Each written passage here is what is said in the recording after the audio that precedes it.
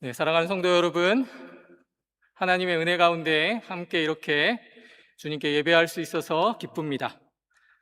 지난주 우리는 다니엘과 예수님의 그 말씀을 통해서 선교와 제자훈련의 출발이 무엇인지를 함께 나누었습니다. 다니엘은 바벨론 한가운데서 뜻을 정했고, 예수님은 제자들의 발을 씻기시는 모습을 통해 참된 제자도의 모습을 우리에게 알려주셨습니다. 그래서 우리는 이렇게 고백합니다. 선교는 먼저 뜻을 정한 제자의 삶에서 시작되는 것을 우리가 깨닫게 되는 것입니다.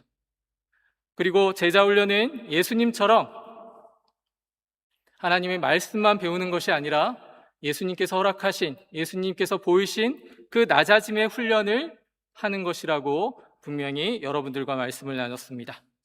교회는 가는 자와 보내는 자가 함께 주님의 선교에 참여하는, 하나님의 큰일에 참여하는 믿음의 공동체입니다. 오늘 우리는 그 길을 한 걸음 더 깊이 묵상해 보고자 합니다. 제자의 길과 선교의 길은 언제나 아름다운 감동만 있는 것이 아닙니다. 때로는 폭풍우가 있습니다. 예상하지 못하는 어려움이 있다는 것입니다. 마음의 부담도 있습니다. 앞서 우리 선교팀이 찬양을 했지만 이제 앞으로 사단의 시험과 여러 가지 어려움이 우리에게 닥칠 것입니다. 마음은 각오를 하고 있지만 막상 벌어지는 일들에 대해서는 하나님의 은혜를 간구할 수밖에 없는 것이 바로 우리들의 모습이기 때문에 그렇습니다. 또 사역의 피곤함도 있습니다. 우리가 계획한 대로 되지 않을 때도 있을 것입니다. 기대한 만큼 열매가 빨리 보이지 않아 답답할 수도 있습니다. 그때 우리는 이렇게 물어야 합니다. 하나님, 왜 선한 일을 준비하는데도 어려움이 있을까요? 하나님, 왜 기도했는데도 일이 쉽게 풀리지 않습니까? 하나님, 왜 순종의 길에는 근심이 있습니까? 이 질문에 우리 스스로가 답해야 한다는 것입니다. 오늘 그 질문 속에, 그리고 오늘 우리에게 제시된 그 본문의 말씀 속에서 우리는 이 질문에 분명한 답을 해야 한다는 것입니다. 하나님은 폭풍우를 반드시 피하게 하시는 분만은 아니라는 것을 우리가 알아야만 합니다.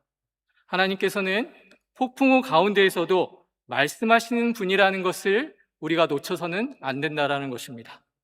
하나님은 우리가 이해하지 못하는 순간에도 우리의 주인 되시고 우리의 아버지 되셔서 이 세상을 다스리시는 분이라는 사실을 우리가 기억해야 하는 것입니다. 그리고 하나님은 우리의 근심을 기쁨으로 바꾸는 분임을 다시 한번 그 자리에서 확인해야 되는 것입니다. 오늘 말씀의 제목은 폭풍우 속에서도 주님을 바라보는 선교입니다. 어떻게 제목을 이렇게 지어야 하는지를 고민하다가 제시했지만 여러분, 이 제목에 담겨져 있는 진짜 하나님의 음성에 여러분이 귀를 기울여 주시기를 바랍니다. 오늘 읽었던 본문의 말씀에서 욥이 소개되고 있습니다. 욥은 성경에서 그 유래를 찾아볼 수 없을 정도로 의로운 사람이라고 표현하고 있습니다. 성경은 그를 온전하고 정직하여 하나님을 경외하며 악에서 떠난 자라고 표현하고 있습니다. 그런데 욥에게 지금 이해할 수 없는 고난이 찾아옵니다. 그는 재산을 다 잃습니다. 심지어는 사랑하는 자녀들까지 잃습니다. 그리고 건강도 잃습니다. 사람들의 존중도 상실합니다. 친구들은 위로하기보다 욥을 정죄합니다. 그래서 욥은 하나님께 묻고 싶었을 것입니다. 하나님, 왜 이런 일이 나에게 벌어지는 것입니까? 하나님, 제가 무엇을 잘못했습니까? 하나님, 왜 침묵하십니까? 이러한 욥의 질문은 우리도 종종 겪는 질문이라는 것입니다. 우리도 이러한 비슷한 질문을 하기도 합니다. 그리고 우리가 이번 주 선교를 떠나지만 선교를 준비하면서도 우리 마음속에는 이러한 의심과 질문이 생기는 것입니다. 제자훈련도 마찬가지입니다. 교회를 섬기면서도 하나님께 계속해서 질문하게 됩니다. 하나님, 좋은 일을 하려는데 왜 이렇게 마음이 무거운 걸까요? 하나님 말씀을 더 깊이 알고 싶은데, 그래서 제자훈련에 참여하고 싶은데 왜 우리에게는 편안한 마음이 들지 않을까요? 여러분 어떻게 생각하십니까? 모든 일에 순조롭고 잘 진행되는 것이 정말 순탄치 않은 일임을 우리는 시시때때로 이렇게 경험하게 되는 것입니다. 그러나 우리는 진정한 하나님의 말씀의 뜻을 오해하기 때문에 이 질문에 스스로가 답하지 못할 때가 많다라는 것입니다. 우리가 예수 믿고 구원받았고 또 하나님의 축복을 받는 하나님의 자녀라면 기도하는 대로 곧바로 길이 열리고 순종하면 즉시 열매가 보여야 한다라고 생각했던 분들이 많으실 겁니다. 그러나 욥을 통해 우리는 분명한 한 가지 사실을 깨닫게 됩니다. 그것은 하나님의 임재는 어려움이 없다라는 뜻이 아니라는 것입니다. 하나님의 주권은 우리가 모든 것을 이해한다라는 뜻도 아닙니다. 하나님은 때로 폭풍우를 당장 없애기보다 폭풍우 가운데에서 우리에게 말씀하고 계십니다. 욥기 38장 1절 말씀을 보십시오. 그때 여호와께서 폭풍우 가운데에서 욥에게 말씀하여 이르시되, 하나님께서 폭풍우 가운데 말씀하고 계십니다. 우리는 평온한 들판에서만 하나님의 말씀을 듣는 것이 아니라는 것입니다. 지금 이 순간 우리가 예배하며 하나님의 말씀을 듣는 시간이 왔지만 이러한 평안함은 우리에게 계속된 축복이 아닐 수도 있다는 것입니다. 조용한 예배당 안에서만 하나님은 말씀하지 않으십니다. 하나님은 폭풍우 가운데에서 분명히 말씀하십니다. 폭풍우라는 것은요, 우리가 통제할 수 없는 어떤 현실을 가리킵니다. 폭풍우는 우리의 계획을 흔드는 사건이 되기도 합니다. 폭풍우는 우리가 얼마나 작은 존재를 깨닫게 하는, 그야말로 우리의 존재 자체를 생각나게 하는, 우리의 부족함을 깨닫게 하는 그러한 하나님의 표시일 수 있다는 것입니다. 그때 바로 하나님께서 말씀하시는 소리에 우리가 귀를 기울여야 합니다. 사랑하는 베를린 교회, 우리 선한 교회 성도 여러분, 이것이 바로 우리가 선교와 제자 훈련에 참여하고자 하는 이유입니다. 우리가 붙들어야 할 믿음의 자세라는 것입니다. 선교 준비에 어려움이 있다고 해서 분명한 사실은 하나님이 우리를 떠나신 적이 단 한순간도 없다라는 것을 우리는 알아야 한다는 것이죠. 제자 훈련 가운데, 신앙생활 하는 가운데 부담이 생긴다고 해서 하나님이 우리 곁을 떠나신 적은 단 한순간도 없습니다. 떠난 것은 우리의 마음입니다.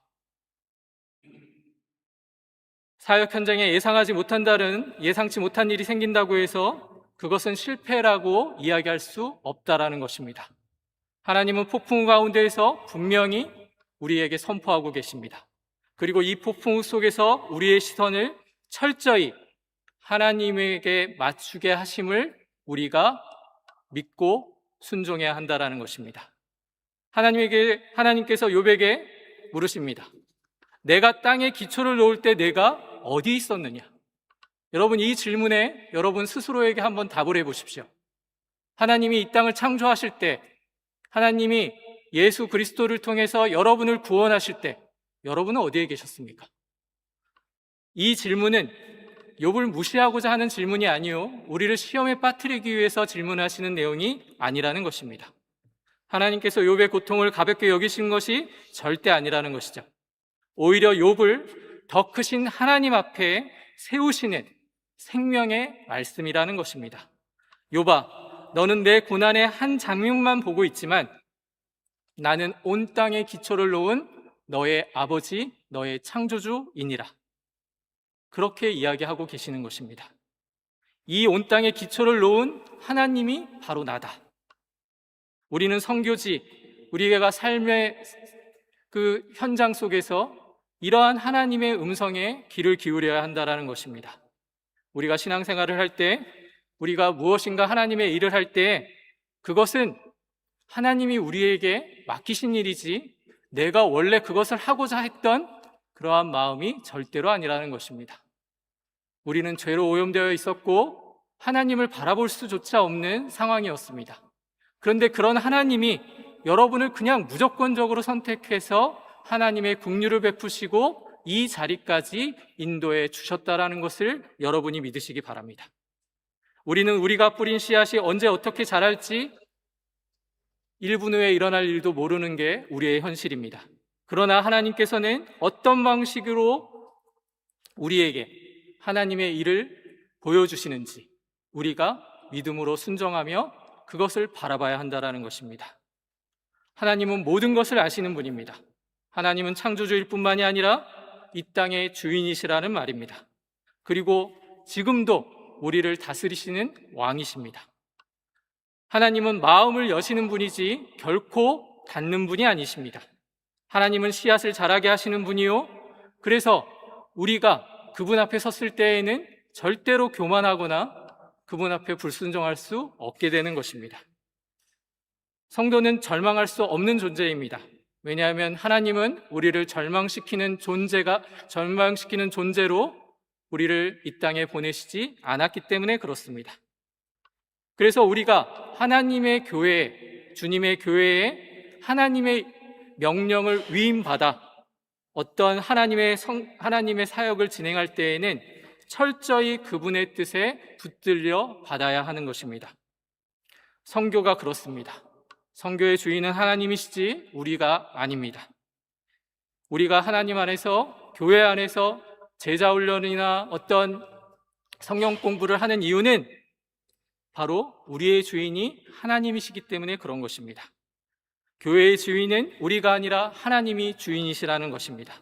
우리는 계획하지만 하나님이 길을 열어주시지 않으면 우리는 단 한 발자국도 내디딜 수 없는 존재라는 것입니다. 우리가 찬양을 하지만 하나님이 그 마음을 움직이신 것입니다. 우리는 씨를 뿌리지만 하나님이 자라게 하십니다. 우리는 말씀을 전하지만, 하나님 안에서 찬양하지만 그 성령의 동행하심으로 말미암아 하나님이 깨닫게 해 주시는 것입니다. 우리는 섬기지만 구원은 주님의 손에 붙들려 있는 것입니다.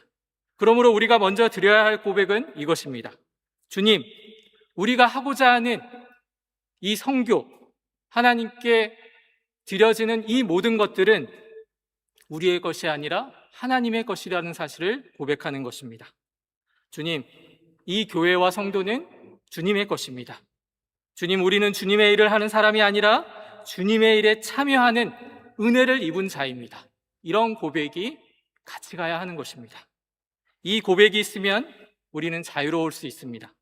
잘 되면 교만하지 않고 감사합니다. 어려우면 절망하지 않고 기도합니다. 열매가 보이면 하나님께 영광을 돌립니다. 열매가 아직 보이지 않으면 하나님의 때를 기다릴 수 있게 되는 것입니다. 지금 제가 말씀을 전하는 이 본질적인, 핵심적인 내용들을 여러분이 잘 기억하시기 바랍니다. 하나님이 주시지 않으면 우리는 아무것도 할 수 없는 철저한 무능력한 존재라는 사실을 하나님 앞에 고백할 수 있을 때 비로소 하나님께서 우리를 하나님의 도구로 사용하시는 것이라는 말입니다. 그 유튜브를 보다 보면은 은혜로운 내용들을 영상으로 잘 만들어서 올린 경우들이 많습니다. 제가 최근에 본 영상 중에 그런 것이 있습니다. 팀 호이트라는 팀이 있습니다. 근데 이 팀은 여느 일반적인 스포츠 팀이 아니라 미국의 한 아버지 딕 호이트와 장애를 가진 릭 호이트라는 그 두 사람이 만든 경기팀의 이름입니다. 아들 릭은 출생 과정에서 뇌 산소가 제대로 공급되지 않아서, 그러니까 일종의 내성마비가 와서 사지마비 장애를 갖게 되었습니다. 혼자 걷거나 달릴 수 없는 존재라는 것이죠. 그래서 의사소통 장치를 통해서만 자기의 생각을 표현할 수 있었습니다. 근데 이런 아들이 열심을 다해서 대학교까지 졸업을 합니다. 1977년 당시 15세였던 릭이 자신과 비슷한 사고를 당한 학교 선배를 돕기 위해서 자선 달리기에 참가하고 싶다고 아버지께 이야기를 합니다. 당시 아버지 딕은 전문 육상 선수도 아니었고 장거리 달리기를 해본 적이 없는 그냥 평범한 한 시민이었습니다. 그런데 아들이 그렇게 부탁을 하니까 아버지가 그 아들의 부탁을 기꺼이 받아들여서 함께 달리기 시작합니다. 그리고 모든 경기가 끝난 후에 그 아들이 아버지에게 이렇게 고백을 합니다. 아빠, 달릴 때는 제가 장애인이 아닌 것처럼 그렇게 느껴져요. 그 말 한마디가 아버지의 마음을 바꿉니다. 이벤트성으로 한 번만 뛰면 될 줄 알았는데 그 말을 듣는 그 순간 아버지는 이 말이 계기가 되어서 계속해서 대회에 참가하게 되는 것입니다. 이것이 발전해서 팀 호이트라는 이름이 생기고, 그리고 철인 3종 경기나 여러 마라톤 대회에 두 사람이 함께 참여하게 됩니다. 뇌성마비가 걸린 아들을 데리고 뛰려면 얼마나 많은 준비가 이루어져야 했겠습니까? 단순히 휠체어를 끊는 것에서 끝나는 것이 아니라 특수하게 휠체어를 만들고, 때로는 수영을 할 때에는 보트까지 새로 만들어서 그 아버지가 그 아들을 끌고 그렇게 경기에 참여했습니다. 단순히 이 이야기는 장애를 극복한 어느 부자간의 이야기를 소개하고자 이 말씀을 드린 것이 아닙니다. 아들은 혼자 달릴 수 없었지만 아버지는 그 아들의 청을 거절하지 않고 기꺼이 받아들여 함께 달리게 된 것입니다. 팀 호이트가 하나님 아버지의 사랑과 완전히 같다고 제가 여러분에게 이 설명을 드리고자 이 말씀을 드린 것이 아닙니다. 하나님의 사랑은 지금 아버지가 보인 그 사랑보다 깊고 넓습니다.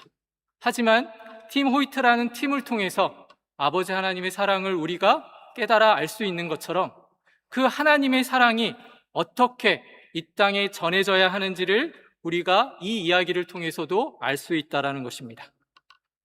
그 팀 호이트는 단순한 두 부자의 이야기가 아니라 이제 계속해서 재단을 만들고 지금도 사회적 한 단체로서 많은 좋은 일들을 하고 있습니다.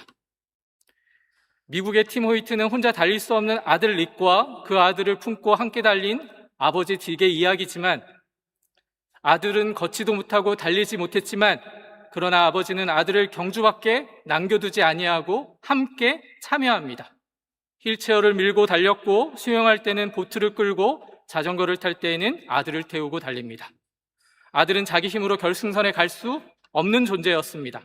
그러나 아버지가 함께 했기에 결승선을 함께 통과할 수 있게 되는 것입니다. 사랑하는 여러분, 우리 하나님 아버지의 사랑은 당연히 이것보다 더 크고 완전합니다. 하나님은 우리를 멀리서 바라보기만 하는 그러한 어떤 신적인 대상이 아니라는 것입니다. 자신의 아들이신 예수 그리스도를 친히 우리에게 보내시고 우리의 죄와 눈물과 죽음의 자리까지 모든 것을 경험하신 하나님의 아들이시라는 것입니다. 그 희생과 그 사랑이 없었다면 우리는 이 자리에 존재할 수 없었을 것입니다. 우리의 구원은 우리가 하나님께 도달한 이야기가 아닙니다. 하나님께서 우리를 찾아오셔서 끝까지 붙드신 하나님의 은혜의 이야기라는 것을 여러분이 놓치면 안 됩니다. 선교와 제자훈련, 하나님의 교회가 하나님의 명령에 따라 여러 가지 사역들을 하는 이유가 바로 여기에 있습니다. 주님은 어려움 없는 길을 우리에게 약속하신 적이 단 한 번도 없습니다. 그러나 우리가 혼자 걷게 내버려 두지 않았다라는 것을 여러분이 기억하셔야 합니다. 우리는 다시 일어설 수 있도록 주님께서 보이지 않는 그 사랑으로 우리를 끌어가신다라는 것을 여러분은 여러분의 인생 속에서 발견하실 수 있어야만 하고 발견하시게 될 것입니다. 그것이 바로 하나님의 사랑이요, 하나님이 우리와 함께 하시는 이유입니다. 그래서 우리는 하나님의 명령에 순종할 수 있게 되는 것입니다. 우리가 강해서가 아니라 바로 주님이 함께 하시고 있기 때문에 이것이 가능한 것입니다. 그래서 욥은 고난을 통과한 후에 이렇게 고백합니다. 내가 주께 대하여 귀로 듣기만 하였사오나 이제는 눈으로 주를 배움나이다. 막연히 알았던 그 하나님을 이제 눈으로 바라보게 된 것입니다. 여러분, 하나님을 눈으로 보신 분 계십니까?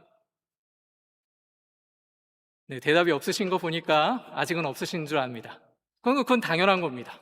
그러나 여러분, 우리는 하나님을 대면하는 자리까지, 눈으로 보게 될 때까지 욥처럼 계속해서 나아가야 하는 존재라는 사실을 기억해 주시기 바랍니다.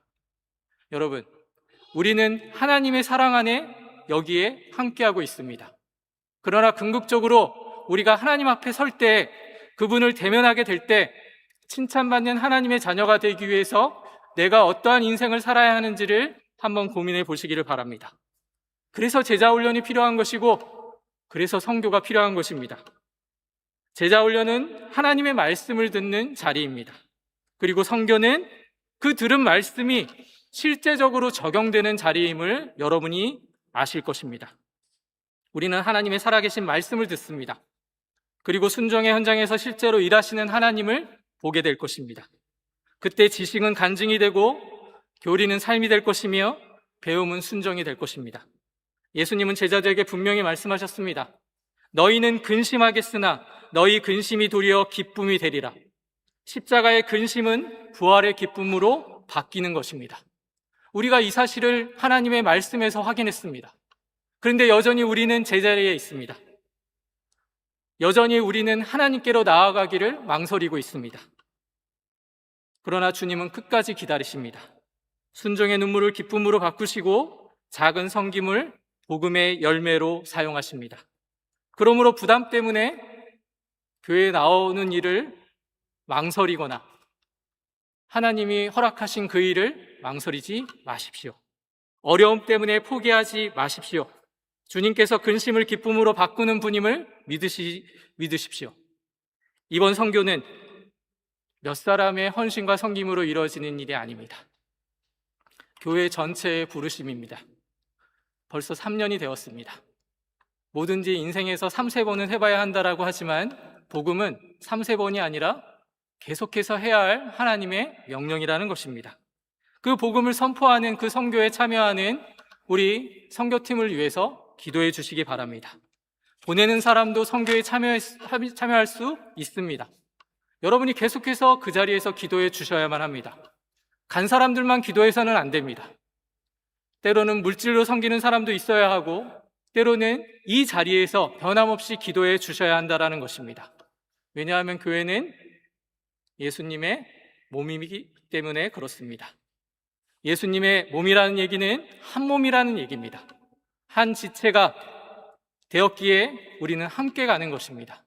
어떤 한 사람의 섬김만으로는 교회가 가지 않습니다. 선교는 먼 곳에서 시작되는 것이 아닙니다. 여러분 이 순간 말씀을 듣고 여러분이 세상에 나아가는 그 순간 바로 시작되는 것입니다. 여러분의 가정, 여러분의 일터 모두가 하나님이 허락하신 선교지입니다. 이웃이 선교의 대상이 되는 것입니다. 우리의 말과 행동과 사랑이 하나님의 진정한 복음을 보여줄 때 우리는 이미 선교적 삶을 사는 것임을 믿으시기 바랍니다. 여러분, 우리는 혼자 달려가는 사람들이 아닙니다. 몇 사람의 헌신과 섬김으로 교회는 존재하지 않습니다. 하나님 아버지께서 우리를 붙드시고 교회는 서로를 붙들며 걸어가는 것입니다. 때로는 마음에 안 드는 대상이 나타날 수도 있습니다. 그러나 중요한 것은 폭풍우가 있어도 두려워하지 말라는 얘기입니다. 근심이 있어도 낙심하지 마십시오. 열매가 당장 보이지 않아도 포기하지 마십시오. 하나님은 우리 교회의 주인이시기 때문에 그렇습니다. 하나님은 바로 여러분의 주인이기도 합니다. 하나님은 우리의 교회의 주인일 뿐만 아니라 세상의 주인이라는 사실을 기억해 주시기 바랍니다. 그래서 함께 기도해 주시기를 요청드립니다. 함께 보내는 선교사가 되시기를 바랍니다. 함께 제자로 세워지는 주님의 자녀가 되시기를 바랍니다. 함께 선교하는 교회, 함께 제자로 성장해가는 교회, 그것이 우리 교회가 지향해야 할 하나님의 바로 말씀의 선포가 되는 것입니다. 이 자리에 계신 여러분들 뿐만이 아니라 이 땅에 흩어져 있는 하나님의 택함 받은 백성이 하나님이 일하시고 있기 때문에 지금 우리는 그 영광에 참여하고 있다는 사실을 분명히 기억하셨으면 좋겠습니다. 그래서 이번 주에 있을 그 선교와 앞으로 우리 교회가 진행하는 모든 일들이 오직 하나님의 아름다운 영광만이 드러나는 일이 되어질 수 있도록 그렇게 함께 기도해 주시고 함께 격려하는 믿음의 공동체, 믿음의 자녀가 되시기를 주님의 이름으로 축원합니다. 기도하겠습니다. 하나님 아버지의 은혜를 감사합니다. 우리 교회에 맡겨주신 하나님의 아름다운 일들이 세상적인 일이 아니라 주님께서 우리에게 허락하신 선물이요, 바로 주님께서 우리에게 허락하신 믿음임을 기억하는 하나님의 자녀 되게 하여 주시옵소서. 예수님의 이름으로 감사하며 기도드리옵나이다. 아멘.